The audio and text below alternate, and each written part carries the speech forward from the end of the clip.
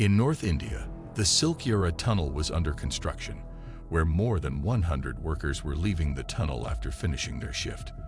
Suddenly, 41 workers still inside the tunnel heard a loud noise, and clouds of dust spread darkness throughout the tunnel.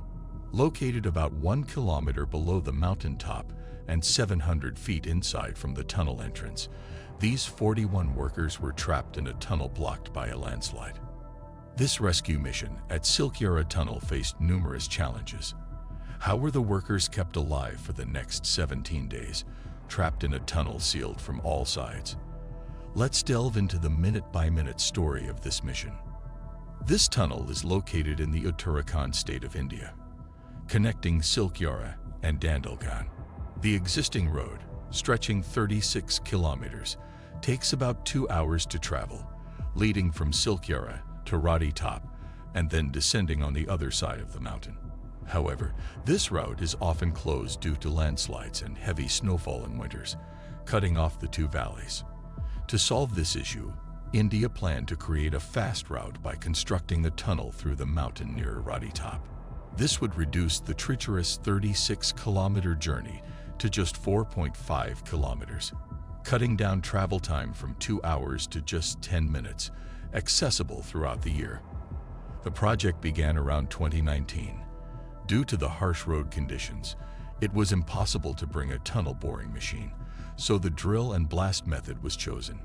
This method involves drilling into the mountain and then using dynamite to blast, making excavation easier.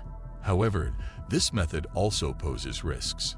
Excessive blasting can weaken the entire mountain, risking a tunnel collapse, which is what happened in the Silkyara Tunnel. On November 12, 2023, on Diwali, 41 workers were inside the tunnel. Nobody expected that they wouldn't return that day. At 5:30 am, a landslide in a weak part of the mountain caused a collapse over a 60-meter area of the tunnel. Immediately after the collapse, chaos ensued outside. People feared the entire tunnel had collapsed, trapping all the workers inside. Where there should have been celebrations, there was now mourning. The administration acted quickly, declaring an emergency. The first step was to determine if those trapped inside were alive and whether the landslide had caused a complete or partial tunnel collapse. Drilling started immediately. When the drilling machine stopped facing resistance at 60 meters, it was a sign that only a 60-meter section had collapsed and the rest of the tunnel was clear. The main concern was the condition of the workers trapped deeper in the tunnel. It was possible that the tunnel had collapsed at multiple points. The next day, on November 13, a decision was made to drill a wider pipe to provide fresh oxygen inside. However, this drilling posed a risk of triggering another landslide. Fortunately, the 60-meter pipe was successfully installed, and the trapped workers soon communicated their well-being. All 41 workers were alive, having been trapped for over 24 hours. Food and water were sent through the pipe, but the joy was short-lived when it was realized that clearing the debris or creating a large enough hole for rescue would not be quick. The debris was unstable, shifting slightly at any movement, threatening further collapses. By November 14, 2 days after the collapse, the rescue team decided to drill a pipe wide enough for the workers to crawl out. However, during the drilling, another landslide occurred, injuring 2 workers. Drilling had to be stopped, as it risked the lives of the 41 trapped workers. For the next few days, supplies were sent through the oxygen pipe, but drilling efforts were hampered by machine breakdowns and further landslides. On November 16, a decision was made to assemble a large drilling machine on site. By November 17, several pipes had been drilled into the debris, but a sudden noise followed by silence raised fears of another collapse, halting the operation again.